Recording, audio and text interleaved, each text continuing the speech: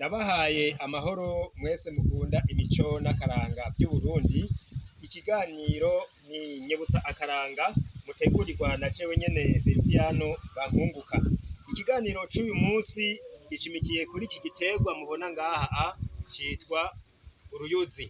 Mu bwinshi bavuga inzuzi. Ubwa mbere turaraba ingene ziterwa, ubwa kabiri n'akamaro kazo. Mu gutera uruyuzi babanza guca icukiro. Guca icukiro ni uku kubanza kurunda amase aho bazozitera. Bamaze rero guca icukiro baca baza gutera za nzuzi. Mu kuzitera bakunda guha abana kuko ngo aribo bazana umugisha. Bashira hasi nibamuha mu minwe, bashira hasi hanyuma nawe akakira agatera.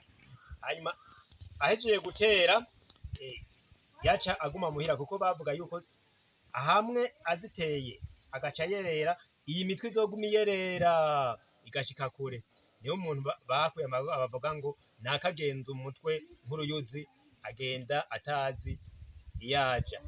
Mw'ico gihe rero inzuzi zaca ziterwa ku mugoroba, hamwe umuntu adasubira gufata urundi rugendo aca aguma muhira.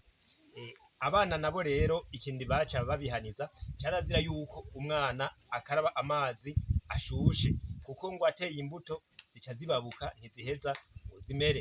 Ntihari ku nzuzi gusa, urumva no ku bindi biterwa abana ntibabaha amazi ashushe ngo bakarabe.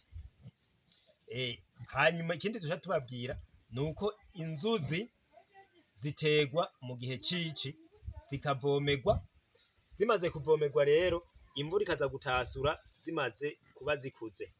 Nk'ubu mu Burundi imvura yatasuye itariki 16 z'ukwicumi. Aha turavuga mu ntara ya Rutana no mu bindi bice twagiye turumva. Kushika uno musi itariki 30 z'ukwicumi mu mwaka wa 2022 nta yindi mvura iragwa, ariko urabona yuko imisoma yabaye yakuze.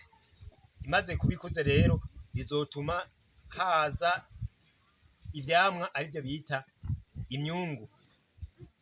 Nuko rero bakunzi b'imico n'akaranga vy'Uburundi, ikiganiro kijanye n'iki giterwa bita inzuzi tukigarukirize ngaha. Tuzobandanye mu gice kigira kabiri kibijanye n'iki giterwa nyene. Aba ndabasezeye mvuga nti tugire amahoro.